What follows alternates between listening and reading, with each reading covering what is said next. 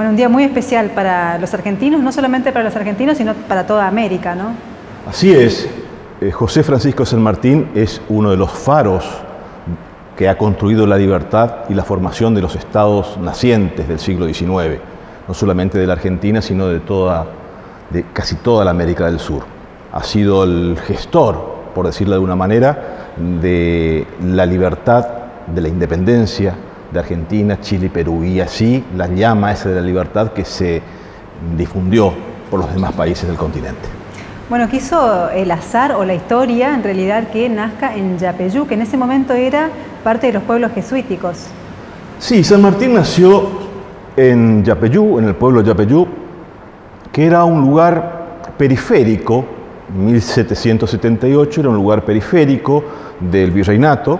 El virreinato del Río de la Plata tenía como epicentro la ciudad de Buenos Aires, como capital virreinal, y después los territorios aledaños, que eran bastante extensos. Yapeyú tenía un rol determinante que estaba en la frontera con lo que eran los dominios portugueses, y el padre de José Francisco de San Martín, Juan de San Martín, tenía un rol de político y militar en Yapeyú. Por esa razón, José Francisco va a nacer con algunos de sus hermanos en Yapeyú. Yapeyú, insisto, un pueblo de tradición jesuítica, pero para aquella instancia, ya a fines del siglo XVIII, tenía una fuerte relación con el poder militar de Buenos Aires. Claro, que tiempo después, recién va a ser parte de la provincia de Corrientes, ¿no? Sí, va a ser fruto de una prolongada evolución territorial que van a tener las provincias en la región litoraleña, y más específicamente Corrientes. ¿Por qué en el área, en la jurisdicción de Corrientes va a quedar Yapeyú? Yapeyú era un territorio de las Misiones, como bien dijiste anteriormente, pero con el proceso de fragmentación territorial que se va a dar después de la Revolución de Mayo y posteriormente, en 1820, con la consolidación y formación de las provincias argentinas, específicamente con la provincia de Corrientes, y en la región del nordeste argentino, la única provincia organizada políticamente ha sido Corrientes. No existía Chaco, no existía Formosa, no existía Misiones como hoy entendemos. Misiones era un territorio militar, pero no tenía organización política. Y en esas circunstancias, Yapeyú va a quedar bajo la jurisdicción correntina después de que, a partir de 1820 y 1830, la provincia de Corrientes, y específicamente por la política de Pedro Ferré, va a ocupar esos espacios, poblándolo y ejerciendo un dominio de ocupación efectiva. Bueno, y si volvemos a San Martín, y vamos, por ejemplo, teniendo en cuenta la evolución dentro de su vida, su biografía, digamos, esta formación militar que hace en España va a ser después determinante justamente de sus logros, ¿no? De los logros del gobierno y las luchas de la independencia, ¿no? Claramente, claramente. San Martín viene a profesionalizar el ejército del Río de la Plata. Antes de San Martín era un ejército con vocación de querer ser algo, pero San Martín viene con una formación académica militar. Él formó parte del ejército realista español y formó parte de las escuelas de formación militar española. Vino con una formación y esa formación la entrega, la devuelve y forma lo que va a ser su primera experiencia, el cuerpo de granaderos a caballos. Y esta experiencia sanmartiniana va a estar, de profesionalismo sanmartiniano, va a estar fuertemente implicado en la construcción del Ejército de los Andes y en toda la campaña libertadora a Chile y a Perú. Bueno, justamente con los granaderos, ¿no? Esa primera batalla importante que fue el combate de San Lorenzo. Así es, en donde la historia y los azares de la historia determinó que otros correntinos también estuviesen presentes. Y específicamente uno, que lo conocemos ya en la historia porque ha sido inmortalizado por varias razones, pero por haber salvado la vida de José Francisco de San Martín, que ha sido el sargento Juan Bautista Cabral. Pero hay otro correntino también, otro granadero correntino, que muere en combate en San Lorenzo, conocido como, de nombre, Feliciano Silva, que no tuvo un acto heroico, solamente en su lucha muere en el campo de batalla. Pero otro correntino que por ahí, desconocido, pero ha tenido una impronta de traspasar el brillo y la valentía correntina en la lucha por la independencia. Bueno, y a partir de ahí sí ya las responsabilidades se van a ir sumando y se van a ir acrecentando, ¿no?, en los hombros de San Martín. Desde luego, primeramente va a ser, él cambia la estrategia de llevar adelante la lucha por la independencia, decide que el ataque al centro realista de Lima, Perú, no debía hacerse por tierra sino por mar, había que cruzar los Andes, pasar a Chile y de Chile recién prepararse por el Pacífico y llegar al territorio peruano. Pero previamente a eso, San Martín tuvo que mostrar una astucia no solamente militar, sino de un gran estratega. Tuvo que formar el ejército de los Andes, mostró su visión de estadista siendo gobernador de Cuyo, antes del cruce de los Andes y durante la formación del ejército de los Andes. Estando en Chile muestra su gran capacidad militar, tanto en Chacabuco y Maipú, y su visión política la va a desarrollar plenamente estando en Perú, al ser protector del Perú. Claro. Y cuéntenos algo más de, bueno, una vez que se gana, digamos, que tiene los triunfos en Chile, se va hacia Perú, ¿no?, con el ejército. Sí, San Martín lleva adelante la última parte de su lucha, que era determinante la caída del virreinato del Perú. En aquel momento estaba el virrey La Serna, en donde configuraba el último bastión de resistencia realista. Para eso estamos hablando de 1821 aproximadamente, aunque la lucha por la independencia americana va a continuar hasta 1824 en la batalla de Junín y Ayacucho, en donde va a estar ya la influencia de Simón Bolívar, no de San Martín, que San Martín, por su entrega y su desinterés por las codicias personales, abandona el protagonismo individualista. Y cuando vio en las luchas esa lucha personal, San Martín se retira. Bueno, justamente estaba pensando, ¿no?, en Chile también, cuando en realidad es O'Higgins quien finalmente queda al mando, queda al frente, y él sigue su camino hacia Perú. Así es, O'Higgins, como oriundo de Chile, va a llevar adelante los primeros espacios organizativos de Chile y gracias a eso también San Martín pudo organizar el gran cruce del Pacífico, el traspaso del Pacífico para llegar al Perú. Y decía que en el Perú va a mostrar su gran capacidad de estadista y como hombre de gobierno también, Constanza, porque va a establecer, San Martín tenía una idea política muy clara. Él quería la unidad de todos estos territorios con una organización monárquica, pero republicana. Es decir, una monarquía republicana basada en una constitución. Y esa idea de republicanismo va a estar muy bien expresada en el primer reglamento organizativo que va a tener el Perú en 1821, que lo va a hacer San Martín, donde va a establecer como esencia fundamental para la construcción del Estado la seguridad individual, la inviolabilidad del domicilio, la libertad de prensa. No podía haber república sin libertad de prensa. Muy adelantado. Eso lo establecía el primer reglamento peruano en 1821 por parte de San Martín. Después los peruanos en el año, no sé si 22, 23, algunos años después, van a hacer su propia constitución en base de estos principios sanmartinianos. ¿Cuál era su relación con los compatriotas? La Argentina, cuando comienza a constituirse política institucionalmente, va a generar diversas alternativas y conflictos. Esos conflictos hicieron que San Martín se desprendiese de la política rioplatense.